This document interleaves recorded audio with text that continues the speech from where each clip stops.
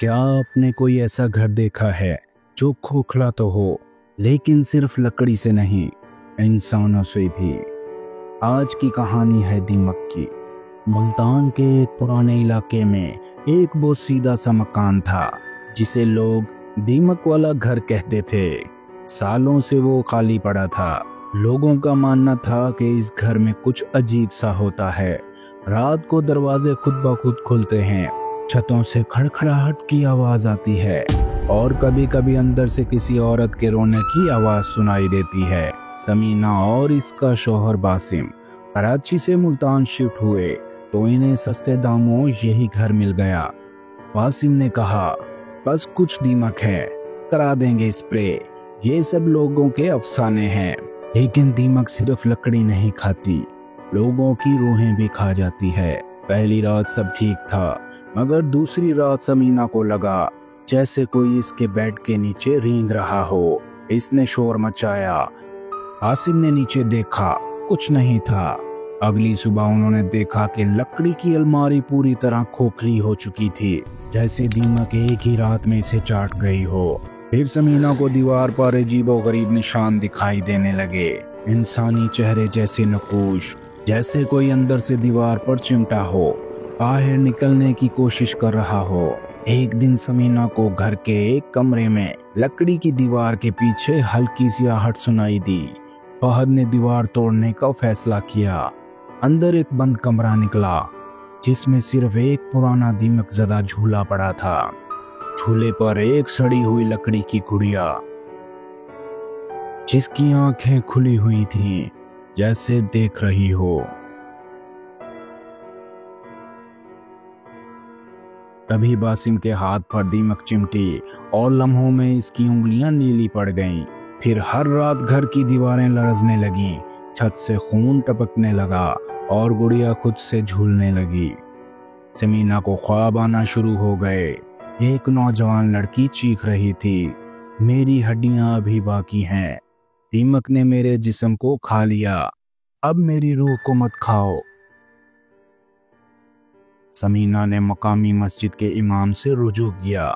इमाम साहिब ने बताया, ये मकान 20 साल पहले जल गया था। एक लड़की ज़ैनब को इसके सुतेले बाप ने बंद करके आग लगा दी थी। वो झूले में ही जल गई, मगर इसका जिस्म जलकर ख़त्म नहीं हुआ। दीमक ने उसे खाया। तब से हर नया रहायशी इसके बदन की दीमक जिंदा बाकियात का हिस्सा बनता है। इमाम ने घर में आज़ान दी, सूरह बकरा पढ़ी, लेकिन कुछ नहीं बदला। बासिम की जिल्द सड़ने लगी, इसकी आंखें सफ़ेद हो गईं और समीना को ऐसा लगा जैसे बासिम इंसान नहीं रहा। पिछली रात समीना ने फैसला किया कि वो ये घर छोड़ देगी।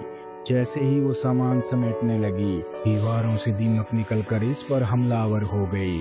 हजारों की तादाद में वो कीड़े इसके जिस्म पर चढ़ गए।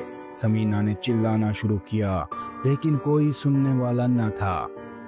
आखिरी लम्हे में वो झूले के पास गिरी और गुड़िया की आंखों से खून बहने लगा। फिर सन्नाटा। अगली सुबह मोहल्ले वालों ने घर के अंदर से सिर्फ एक नई लाश देखी, दीमक से खाई हुई, और झूले पर वही गुड़िया हंस रही थी।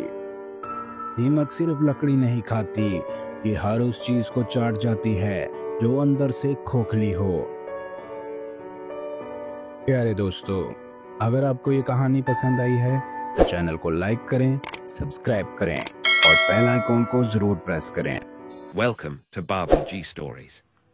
साहिल हुसैन की जिंदगी हमेशा आम सी थी। वो एक दरमियाने दर्जे के घराने में पैदा हुआ, पढ़ाई में अच्छा था और एक बड़ी कंपनी में मुलाजमत करता था। मगर इसकी जिंदगी में कुछ न कुछ कमी थी, जैसे कोई हिला जिसे वो भर नहीं पा रहा था। वो एक दिन दफ्तर से घर वापस आ रहा था जब इसे एक अजनबी शख्स मिला जिसकी आंखों में अजीब सी वहशत थी। वो शख्स सीधा साहिल के पास आया और एक पर्ची इसके हाथ में थमा दी। ये तुम्हारे लिए है, इसे संभाल कर रखना, वक्त आने पर तुम्हें सब समझ आ जाएगा। साहिल हैरान रह गया। इसने पर्ची खोली जिस पर सिर्फ एक पता लिखा था, गली नंबर 8, पुरानी कोठी, आधी रात। साहिल ने इस पर्ची को गौर से देखा। इसका दिल कह रहा था कि ये कोई मजाक है, मगर दिमाग में इस पुरस्कार वाक्य को नजरअंदाज नहीं कर पा रहा था। वो पूरा दिन बेचैन रहा और आखिरकार फैसला किया कि वो इस पते पर जाएगा।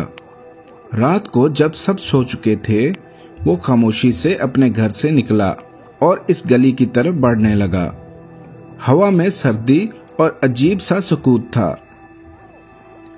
जब वो पुरानी कोठी के करीब पहुंचा तो इसे ऐसा लगा जैसे कोई इसे देख रहा हो। दरवाजा पहले से खुला था। वो अंदर गया तो सामने एक लंबी राहदारी थी जहां रोशनी कम थी। एक पुरानी मेज पर कुछ जर्द रंग की फाइलें रखी थीं। जैसे ही इसने इन फाइलों को खोला, इसकी आंखें हैरत से फैल गईं। ये फाइलें इसके वालिद के नाम से थीं, जो सालों पहले एक हादसे में इंतकाल कर गए थे।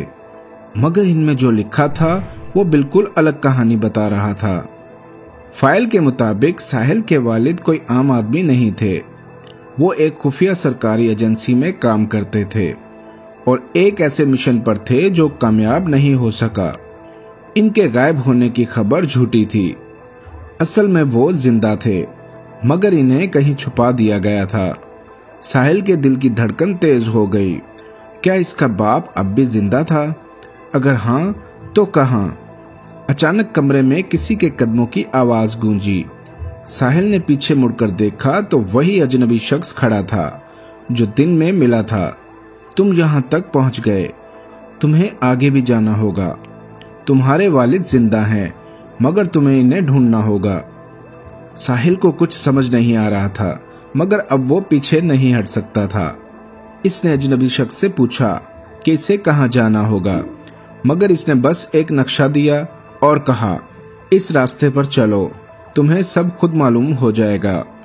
लेकिन याद रखो, ये सफर आसान नहीं होगा। नक्शे में एक वीरान पहाड़ी इलाके का पता दिया गया था। अगली सुबह साहिल ने अपना सामान बांधा और इस सफर पर निकल पड़ा। सफर आसान नहीं था। रास्ते में कई बार ऐसा लगा जैसे कोई इसका पीछा कर रहा हो।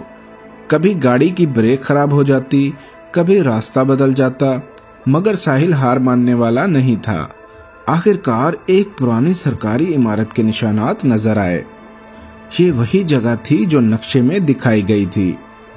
वो अंदर दाखिल हुआ तो इसे एक पुरानी जेल के आसार नजर आए। कमरे के अंदर एक कोठड़ी थी और जैसे ही साहिल ने दरवाजा खोला, एक कमजोर मगर पहचानी हुई आवाज ने कहा, कौन है? साहिल के हाथ कपकपा गए।